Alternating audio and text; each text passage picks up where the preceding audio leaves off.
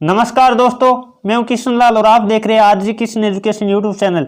जल्दी से सभी विद्यार्थी लाइव आ जाएगा। सुबह के 8 बजे हमारी रेगुलर क्लास होती है, उसका टाइम हो गया है। सुबह 8 बजे हम जो सुपर सीरीज चला रखी है उसमें जीके सुपर सीरीज का आज पार्ट नंबर 19 रहने वाला, बड़ी शानदार क्लास होगी। तो एक बार शेयर कर दीजिएगा ताकि ज़्यादा से ज़्यादा विद्यार्थी लाइव आकर इस सेशन का फायदा उठा पाए। हालांकि मैं 11 बजे वाली क्लास टाइम के अभाव के कारण नहीं ले पाता हूँ, सॉरी चाहता हूँ। फिर भी जब टाइम मिलेगा तो जरूर दूंगा, लेकिन सुबह 8 बजे रेगुलर लाइव आया करो और शाम को 8:30 बजे जब टाइम मिलेगा तो मैं मैथमेटिक्स का मॉक टेस्ट या हम बात कर लेते हैं जो जनरल इंटेलिजेंस यानी रीजनिंग के क्वेश्चन करवाता हूं। तो शाम को 8:30 बजे एक बार चैनल पे आकर चेक जरूर कर लिया करो। चलिए दोस्तों, बिना देरी के सेशन की तरफ बढ़ते हैं। इससे पहले सभी विद्यार्थियों को जय हिंद, राम राम, जय श्री कृष्णा, राधे राधे, जय मां शारदे।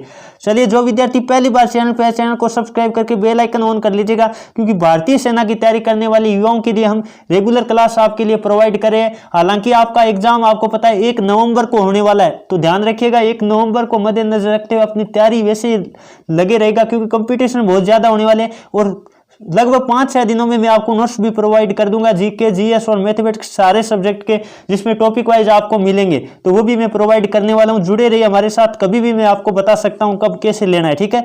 चलिए दोस्तों, फर्स्ट क्वेश्चन आपकी स्क्रीन के सामने। जल्दी से सभी विद्यार्थी इसका भी लाइव चैट में जवाब देने की कोशिश करिएगा। काली मिट्टी का दूसरा नाम क्या है? जल्दी से बताने की कोशिश करिएगा। जो ऑप्शन नंबर क्या बता रहे, ए बता रहे रेगुर मिट्टी, बिल्कुल का उत्तर सही है। काली मिट्टी का दूसरा नाम आपको ध्यान रखना है, रेगर मिट्टी या रेगुर मिट्टी भी कहते हैं। और काली मिट्टी किसके लिए प्रयुक्त है ये भी आपको पता होना चाहिए। जो कपास की फसल होती है उसके लिए प्रयुक्त मिट्टी की बात करें तब आपको करना है कपास, यानी कपास का सर्वाधिक उत्पादन की बात करें तो काली मिट्टी के क्षेत्रों में होती है, ये याद रखिएगा। चलिए दोस्तों, आगे बढ़ते हैं। अगला क्वेश्चन नंबर बात कर लेते हैं। 2 आपके स्क्रीन के सामने। जल्दी से सभी विद्यार्थी इसका भी लाइव चैट में जवाब देने की कोशिश करेगा। राज्यसभा की अध्यक्षता कौन करता है? यानी आपको क्वेश्चन ऐसे दे रखा है, राज्यसभा की अध्यक्षता कौन करता है, यानी राज्यसभा के सभापति बताना आपको। तो जल्दी से बताने की कोशिश करिएगा, देखते कौन कौन विद्यार्थी इसका सही जवाब दे पाते। जो ऑप्शन नंबर बी बता रहे उपराष्ट्रपति, बिल्कुल का उत्तर सही है। राज्यसभा का सभापति कौन होता है? उपराष्ट्रपति होता है। वर्तमान में उपराष्ट्रपति वेंकैया नायडू है, याद रखिएगा। चलिए दोस्तों, आगे बढ़ते हैं। और भारत का सर्वोच्च नागरिक की बात करें तो आपको पता होगा राष्ट्रपति होता है। तीनों सेनाओं का सर्वोच्च कमांडर की बात करें तब भी आपको राष्ट्रपति करना है। चलिए दोस्तों, आगे बढ़ते हैं। अगला क्वेश्चन नंबर बात कर लेते हैं। 3 आपकी स्क्रीन के सामने। जल्दी से सभी विद्यार्थी इसका भी लाइव चैट में जवाब देने की कोशिश करेगा। चोरी चोरा कांड था, चोरा चोरी कांड था, वो कब हुआ था? जल्दी से बताने की कोशिश करेगा, देखते कौन कौन विद्यार्थी इसका सही जवाब दे पाते। तो आप सबको पता होगा यूपी के गोरखपुर के पास जो चोरी चोरा नामक स्थान है, वहां पर आपको पता है कौन सा कांड हुआ था? चोरा चोरी कांड हुआ था। तो जल्दी से बताने की कोशिश करेगा ये कब हुआ था। तो जो ऑप्शन नंबर ये बता रहे 4 फरवरी 1922 में हुआ था। कई बार 5 फरवरी भी दे सकता है, लेकिन आप ध्यान रखिएगा 5 फरवरी 1922 या 4 फरवरी 1922।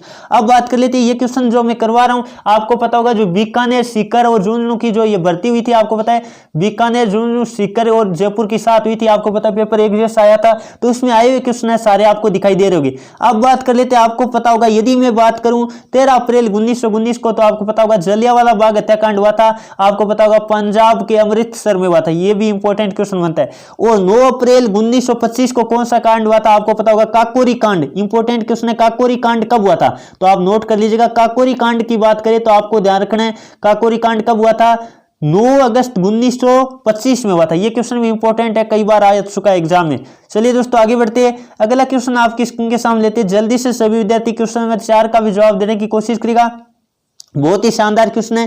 कारखानों में, भारत में कारखानों में काम करने वाले कि न्यूनतम आयु कितनी होनी चाहिए? यानी आपको पता है भारत में कानून के अनुसार आपको पता होगा यदि हम बात करें 14 वर्ष से नीचे का कोई भी बच्चा होता है उसको कानूनी तौर पर अपराध माना जाता है। यदि उससे काम करवाया जाता है तो बाल श्रम के अंतर्गत वो अपराधी मतलब माना जाता है उनके माता पिता। अब बात कर लेते हैं, आपको पता होगा ये तो है नॉर्मल काम के लिए, जबकि कारखानों संबंधी काम है आपको पता है ये नियम में ऐसे भी लिखा है खतरनाक कार्य होते हैं उनके लिए आपको पता है 18 वर्ष निर्धारित की गई है।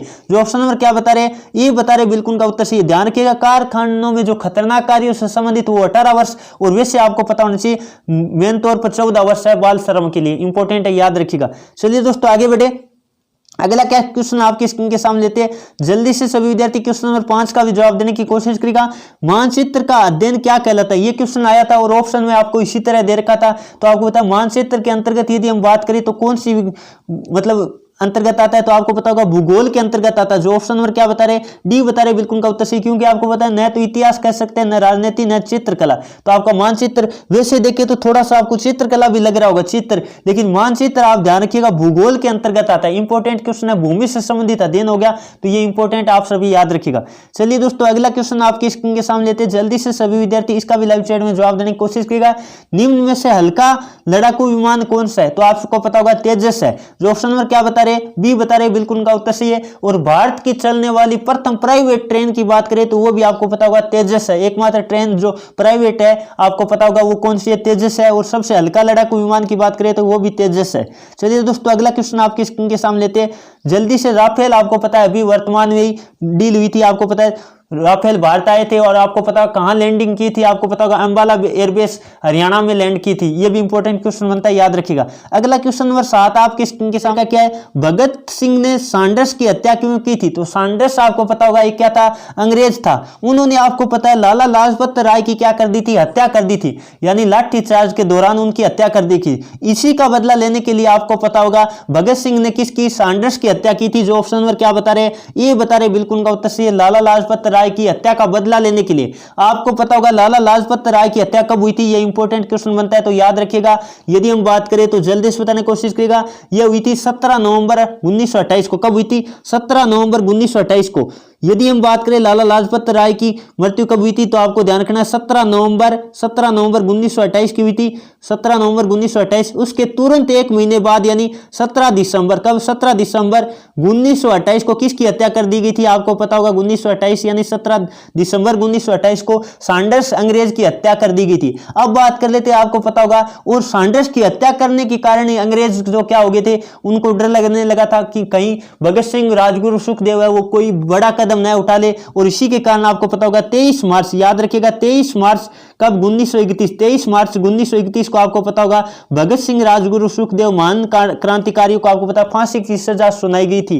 तो आपको पता है भारत में 23 मार्च को क्या मनाया जाता है, शहीद दिवस के रूप में मनाया जाता है। और 30 जनवरी को भी शहीद दिवस मनाया जाता है, वो महात्मा गांधी की हत्या करने के मामले में मनाया जाता है। दोनों याद रखिएगा, इंपॉर्टेंट है। चलिए दोस्तों आगे बढ़े, अगला क्वेश्चन नंबर बात कर लेते हैं 8 आपकी स्क्रीन के सामने क्या दे रखा है, भारत का सर्वोच्च न्यायालय कहां स्थित है, जो जल्दी से बताने की कोशिश कीजिएगा। भारत का सर्वोच्च न्यायालय आप सबको पता होगा, जो ऑप्शन नंबर क्या बता रहे, बी बता रहे नई दिल्ली, बिल्कुल का उत्तर सही है। और वर्तमान में भारत के हम बात करें मुख्य न्यायाधीश कौन है सर्वोच्च न्यायालय की, तो आप याद रखिएगा कौन है, जल्दी से बताने की कोशिश कीजिएगा। शरद अरविंद बोबडे है। कौन है, शरद अरविंद बोबडे है, जो वर्तमान में क्या है, मुख्य न्यायाधीश है। इंपॉर्टेंट क्वेश्चन है, याद रखिएगा।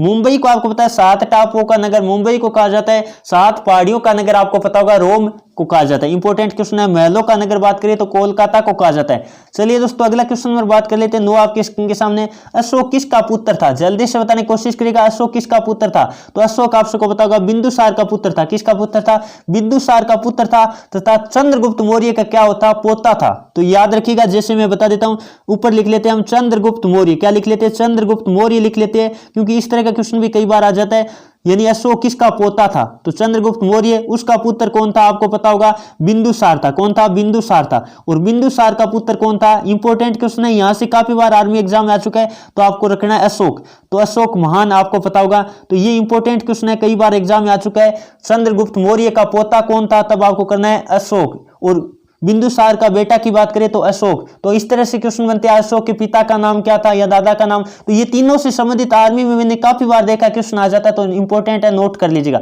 चलिए दोस्तों आगे बढ़ते हैं, अगला क्वेश्चन नंबर बात कर लेते हैं 10 आपके स्क्रीन के सामने, सरोजनी नायडू कहां की राज्यपाल थी, जल्दी से बताने की कोशिश करिएगा। सरोजनी नायडू थी, वो कहां की राज्यपाल थी, जो ऑप्शन नंबर क्या बता रहे, डी बता रहे उत्तर प्रदेश, यूपी। उत्तर प्रदेश की राजधानी की बात करें तो आपको पता होगा जल्दी से लखनऊ है। उत्तर प्रदेश की राजधानी क्या है, लखनऊ है, जिसे नवाबों का शहर भी कहा जाता है। और आपको पता होगा नाइटिंगेल ऑफ इंडिया यानी भारत कोकिला के नाम से आपको पता होगा सरोजनी नायडू को जाना जाता है। जो प्रथम महिला हम बात कर लेते हैं क्या थी, राज्यपाल थी। इंपॉर्टेंट क्वेश्चन है, आप सभी विद्यार्थी याद रखिएगा।